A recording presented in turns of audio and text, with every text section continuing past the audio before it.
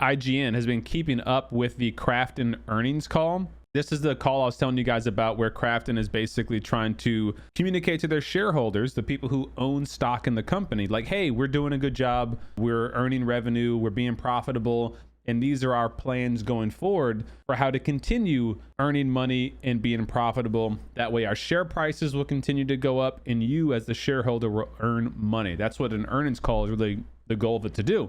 Inside the earnings call, they usually will give hints or like sneak peeks at like, hey, this is what you can expect our company to be preparing and releasing.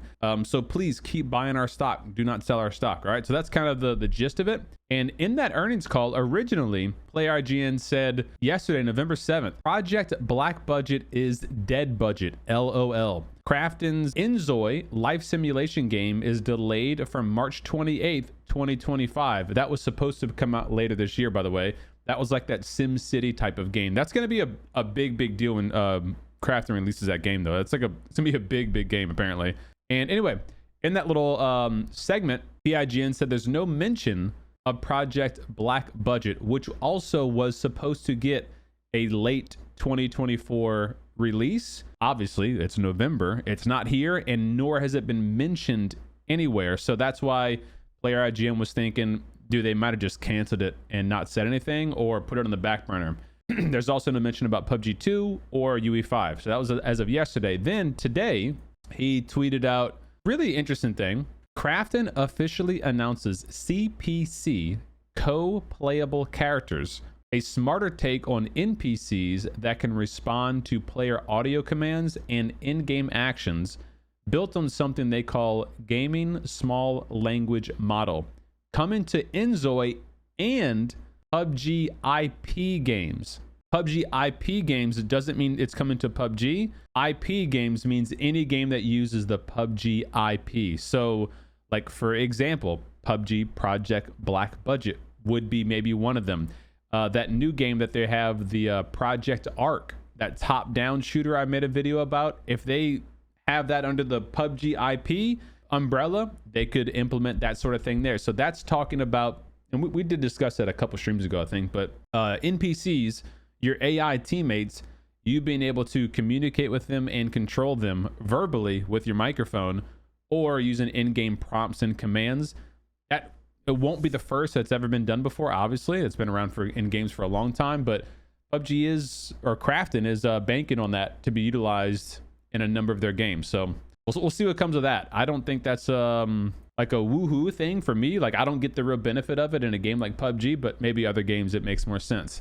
Then he said, super people found in PUBG strings. This is a weird one. I don't know what to make of this, or like I don't know what this is about.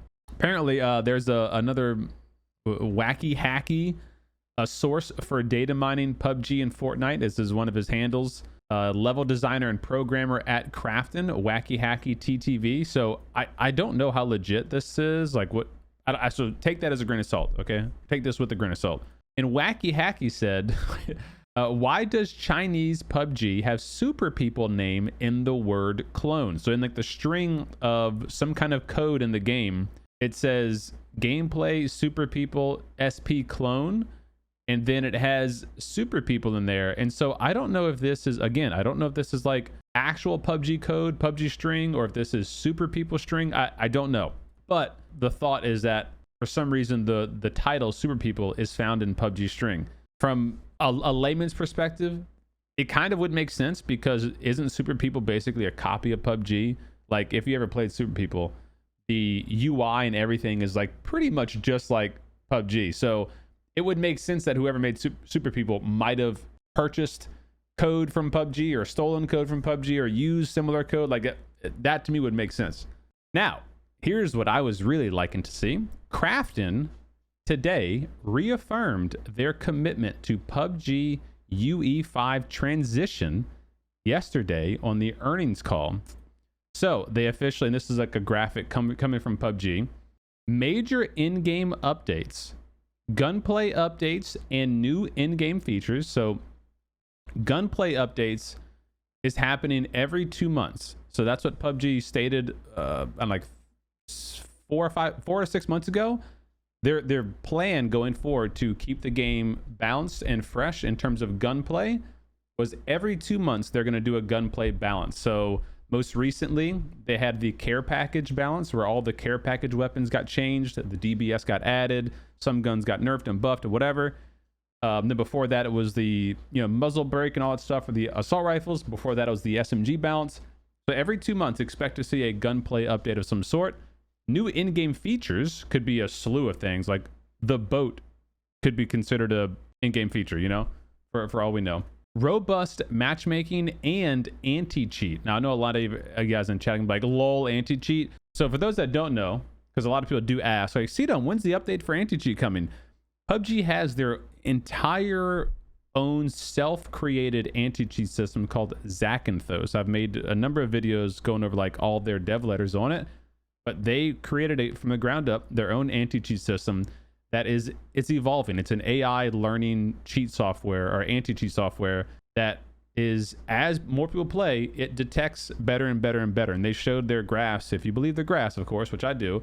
Their graphs show that they implemented it here, and the cheaters are slowly dropping off as it learns how to preemptively ban, detect different sorts of cheats like movement, auto aim, X-ray vision, all that kind of stuff. So it's something that they're actively working on. Clearly, it's a big problem for them. They post weekly updates. So if you are looking like, hey, where the hell's PUBG's update? Every week they post an update about how many cheaters they banned, why the cheaters are banned, a perma ban, is it a software ban, all that kind of stuff. So all that information is out there. Then map updates and preparing transition to UE5. Map updates and preparing the transition to UE5. So further confirming, yes, UE5 is in the game plan. I've discussed this with you guys. I'm sure you're tired of hearing it at this point if you watch the streams often, but when I was in Germany for the PUBG Hot Drop event, I had basically a one-on-one with Taehoon Kim, the lead director of PUBG. He confirmed, yes, UE5 is happening, but he said himself 2025 at the earliest during that kind of off the record discussion. So that means I'm not expecting anything to mid to late 2025, just knowing how long some of this stuff takes with PUBG. So I would be extremely surprised if we saw anything before mid next year for PUBG 2/UE5. I would also expect when they get closer to that transition period that they'll start discussing what kind of changes we can expect. Maybe we won't see those things announced until the 2025 roadmap in March of next year. That would make more sense to me. Or the 2026 roadmap, I guess it'd be, right? No, 2025 roadmap. It'd be in March. They did confirm in a previous roadmap dev discussion that skins will be transferring. I'd be interested to see if they're still doubling down on that statement, saying that skins are transitioning or skins, skins are going forward to the new UE5. And if so, are all skins? Is it just progressive skins? Like what can the players expect? So yeah, so that's in my opinion, that's good news to see reaffirmed that yes, they are still ongoing and preparing for their transition to UE5. Obviously, it's not like a big information dump because that's not what the earnings call is supposed to be for. That earnings call is like high-level overview to their shareholders. Then PIGN did some more research and saw that in their jobs description for Krafton or PUBG Studios, which is owned by Krafton, they are still looking for and hiring UI designers for Black Budget. So the game, PUBG Project Black Budget, the extraction game, is still in development, and they are still actively hiring people to do said jobs. So I think that's both really, really good news for PUBG fans and for extraction shooter fans. So we can expect a PUBG 2 of some sort, like with the UE5. They'll probably will just call it PUBG 2. That's not confirmed though. And then Project Black Budget, that's the game's not going to be called Black Budget Extraction. That's just the code name for it. But that'll be another PUBG title utilizing the same type of gameplay experience in terms of like gun control and mechanics. That will most likely be on UE5 as well. So we're going to have a UE5 extraction shooter and a PUBG extraction a PUBG UE5, like a battle royale, which is dope. I'm really excited to see where that comes to fruition at. Like at what point in the 2025 roadmap does that happen? if at all, in 2025. And that's not all the news. So that's stuff that PIGN was posting on Twitter. And then I also saw, when I loaded up YouTube, the PUBG Care Package episode 4 highlights came out. So this was a live stream that PUBG did. So this is the director, the lead director, Taeyun Kim. This is the gentleman I just said that I met with and in Germany, and some of his other developers and community managers, etc. They were going through a live Q&A of a lot of questions from the community. Now, unfortunately, obviously it's in Korean, so we're going to have to use some subtitles. It's an hour-long video. We're obviously not going to watch the whole thing. I'm going to be scrubbing through the video to try and pull apart piece and pick little highlights that I think would be interesting to know. So that's what we're going to do right now. So they use AI to stop cheaters. Do the cheaters use AI to help them cheat? Yes. Yeah, these AI or these cheat developing companies, dude, it's a multi-million dollar industry to make cheats for games. So you better believe they're using whatever they can get to use to help them create these freaking cheat systems for all these games. Server merger, yeah, that's happening December. Or server unmerger, I should say, is happening in December for NA and SA. OCE is getting the shaft on that, though. I'm just going to, again, scrub through this thing to see if I can see any kind of topics or discussions that would be useful for us. So they were talking about the blue chip earlier. They were just basically saying why they added the blue chip lootable thing back, like where you can steal a blue chip, but they also said they made it to where revives are quicker and the blue chip can be tracked on the minimap, which is a good change, I do think. So the blue chip revive thing is faster, and if someone steals your teammate's blue chip, you can see that on the minimap. So that's good. And what's ironic is that in the language here, they said, or in the language, in the closed caption, they were saying that they made that adjustment to benefit newer players. It's hard to add beginner-friendly features to a battle royale game. We considered adding a PvE mode. PUBG considered adding a PvE mode, which technically they already have, right? They have casual mode. You have 88 bots. Regarding the changes to skill-based matchmaking, so this is one that I definitely don't agree with. Their changes to skill-based matchmaking. So I've said it. PUBG's had skill-based matchmaking in the game forever. They use what's called MMR, and they've recently changed it about 6-7 months ago. And this is part of the problem where a lot of the bots started to come into play, because they basically made the algorithm stop caring about how many real players are in a single game versus how many players close to the same ranking are in the same game. And so that's when we saw a spike in the bots in the game, because they forced the skill-based matchmaking to change. Now, if you're in a highly populated region, that really doesn't negatively impact you. I mean, it does a little bit in my opinion. I think SBMM is no good, but in terms of the bots in your game, you're not going to be impacted by the bots. Lower player bases, that's where we see the hit. As you know, at off-peak times, as players are few, bots can join matches, and matchmaking prioritizes filling lobbies over strict MMR matchmaking. Since when? They just said that they increased the strictness of MMR. This is contradictory. This says that it prioritizes filling lobbies over strict MMR matchmaking.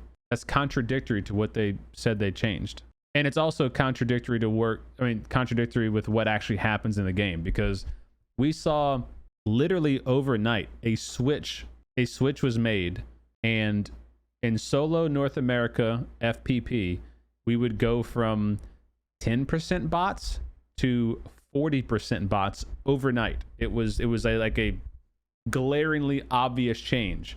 I don't trust that statement just based on our actual use with it.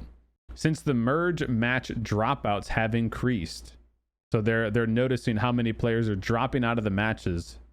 The Fog of War system is what they added a few months back that helped block ESP hacks. So basically the hacks that allow you to see players across the map.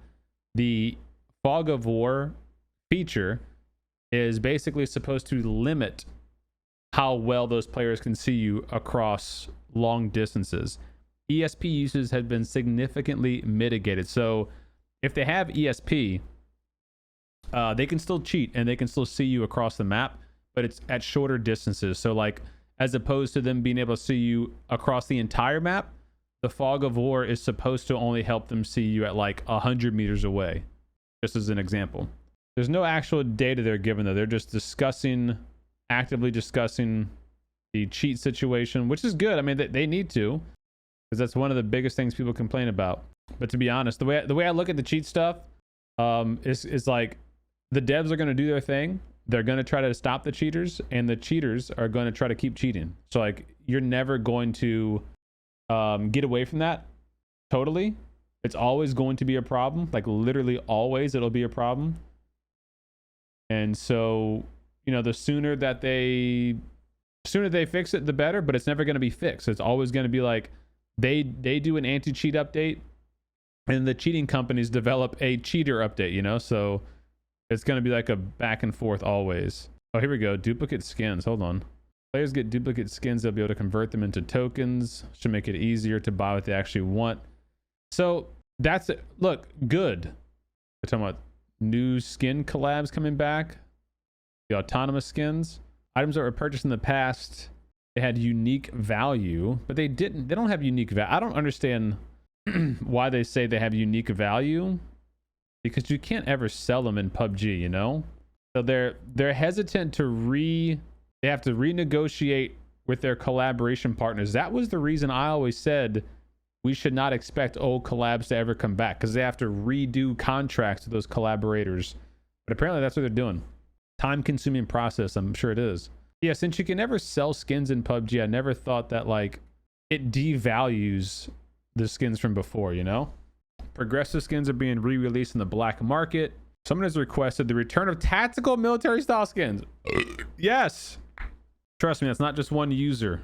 While we don't have specific plans at the moment, I'll relay the request internally, lol, to explore the possibility of military skins. We'd love to see more fan art skins being released. They've done that a couple of times. Had some pretty cool skins released via fan art contests.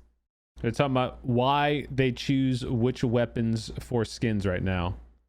They're saying they can't have too many skins for the same weapons, even if the skin is very popular, specifically talking about esports skins, which is true. I mean, look, at some point, the OP guns are going to be very saturated with skins. But this next question is about salvaging level 1 progressive skins and salvaging higher level progressive skins. You get the same bullshit rewards.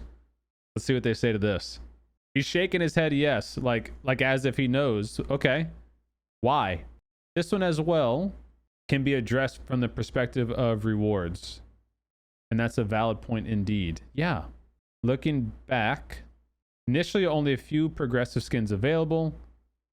So instead of encouraging players to dismantle them to upgrade other progressive weapons, we focus on providing enjoyment for each individual weapon.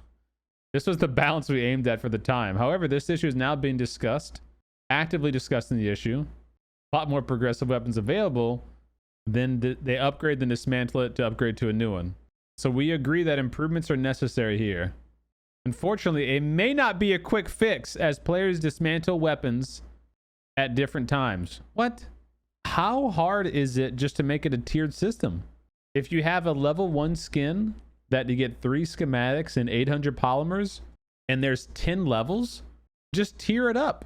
Give it like 1.5 times the rewards every level you go up. That seems like the easiest thing ever. The only thing I can see that maybe he's considering there is, let's say in December, they release an update to the progressive skin dismantling program, and you now get like double the rewards or something like that, you know? How far back do they have to go to retroactively not piss off millions of players, right? Like, what if you just dismantled 6 progressive skins today and tomorrow they go, oh, by the way, going forward, you can get double the rewards anytime you dismantle a skin. You're going to be like, bro, what the frick? What about all the shit that I just dismantled yesterday that I didn't know you guys were doing this on? So that's probably what they're talking about. How do we address that? And I think the simple answer is you gotta choose a date. You gotta first announce what you're gonna do. So say like, announce it today, come January 1st or come December 1st, all your progressive skins are gonna be more valuable. So that's the first announcement. Now players know going forward, okay, don't dismantle anything right now. And then go like 60 days or 90 days in the past and say, if you've dismantled a skin in the last 60 or 90 days, we can, here's your ticket. You can submit a ticket and we can reimburse you or whatever for that. That's what they should do. Map selection. Okay, well, we don't have map selection because our region's small, so it's not really going to do anything to us. Map rotation is another important factor. Yes, different regions have different preferences. Taega was a fixed map in Korea, but now it's in the map rotation for Asia. Currently have 10 maps, technically 9 because you don't even have Haven in the rotation, but I hear you. They're reviewing the system to better reflect player preferences. If matchmaking improves, we won't need to have fixed 5 maps. That's not, well, it's not going to improve. So at least not in our region, you know? Yeah. So, okay. So nothing's going to change for us. For now, we'll maintain the current map setup. Yeah. Yeah. And so since our region is being unmerged, we're going to go back to how it was before. So I would not expect any improvements on map selection for North America. You're never going to, Korean players dislike massive hot drops, but the Asia players like massive hot drops. You're never going to be able to cater to one audience with a big game like this. You just can't.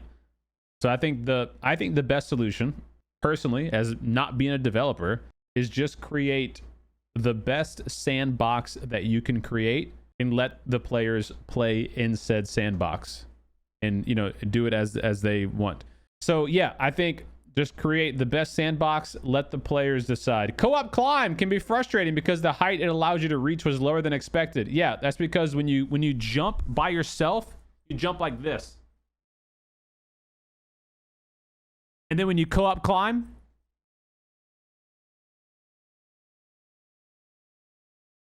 you go up 6 inches. So are they going to do something about that? We were concerned about the implications of accessing really high locations. Understandable. We're working with the designers to make it better. Muzzle break, another popular topic among players. All right, what you got? They recently nerfed it, remember. It went from 50% screen shake to 30, and they reduced the recoil control. We should have communicated more, he said. Yeah. So you see that? They purposely made the muzzle brake stronger than intended so that people would want to use it. That's exactly what I said when they released that item too. That they want to just get it out there as OP as it can be, essentially, to let people use it. They did the same thing with the DBS shotgun a while back when it was first introduced. I think that's not a bad thing. Like, do that because people will be encouraged to try and use said OP item and then balance it accordingly. They did the same thing with the Dragunov. I think that's not a bad design choice. Like, obviously try to balance it, but if the choice is, if we go this way, it might be overpowered, or we go this way, it's going to be underpowered. Go the overpowered route and then scale it back a little bit. DBS, speak of the devil, I think the DBS needs to be tightened up a bit with the spread. While I made the final decision, so he's apologizing to players about the DBS, okay? First introduces a care package, right? Very quickly it was taken out, March 2020, so a few months later. Yeah, so they didn't discuss the DBS right there. I was hoping they would say something about the DBS. I think the DBS is good. Okay, here we go. Let's talk about DBS again. I think it's a good choice for a care package weapon. It's definitely not the strongest care package weapon, obviously, because it's so limited in its range. But I feel like if they tightened up the spread of those pellets on the DBS just a little bit to make it more effective close to mid-range, I think it becomes a lot stronger. You know, but in the same breath, you don't want this shotgun to be sniping people, you know? So maybe they could buff the O12 shotgun, make it more controllable, a little bit more power, and put that in the care package and leave the DBS out. That way the O12 shotgun is like this, you know, shotgun hybrid DMR, really strong care package gun, but limited ammo or something. Our anti-cheat team is actively enforcing penalties on it for team killing. 7 to 30-day bans. Repeated team killing. Do they do anything about that? No. Console servers. Let's see. Console numbers are lower than compared to PC. Integrate console servers for a shared experience. They're saying, should you do a single server for console? And they're saying no. So they do not want to do a single server for console. Trunks. Various vehicles with trunks. Let's see. But why only enable the trunk for certain vehicles? It's because the dev time to fix it is too much. Initially, players didn't use the trunk feature that much. What? More players began to use it. Okay. So we're working to make the trunk feature more widely available across more vehicles. Yeah, every vehicle. PvE content, a very difficult PvE mode, Hunger's Left Behind, was recently released, which I will say I thought was a fun mode. I know some people did not enjoy it, but I think a lot of people did enjoy it. Thank you for the great idea. Talking about a time attack mode. Basically a, race to see who can beat it the fastest. Which they had that with the partners, by the way. Internally, like a week ago. I did not participate. We didn't anticipate such a positive response, so now we're trying to make it even better and enhance the overall experience. Make modding in PUBG, please. Like, bro, if they made modding in PUBG a thing, and I'm sure it's one of their priorities for PUBG UE5, it has to be. But stuff like this, the zombie mode, the Hunger's Left Behind, the Blue Bomb Rush mode, the Blue Zone Tag, the Hot Drop mode, all of these things, the Fantasy Royale, bro, they could just let modders go crazy. If they had a developed, polished suite of mod tools, they would not need any dev time after that. Make the mod tools and let the modders go to work and show you what they can do. You'd have literally thousands of players, modders, trying to make new fun stuff, as opposed to, less than 100 developers trying to focus on one or two things. PUBG Care Packages should be at least quarterly, so 4 times a year.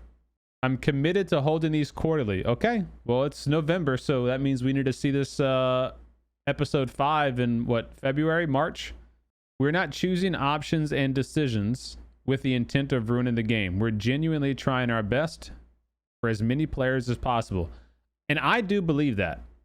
I genuinely do believe that. When I met Taehoon and some of the other devs, I genuinely do believe that they love and care for this game, and they want it to be nothing but the best. But the problem they find themselves in is, number one, PUBG is a global game.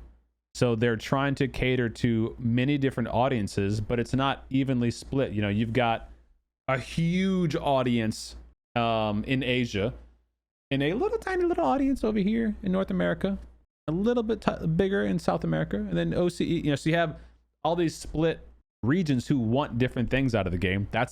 You're never going to please everybody.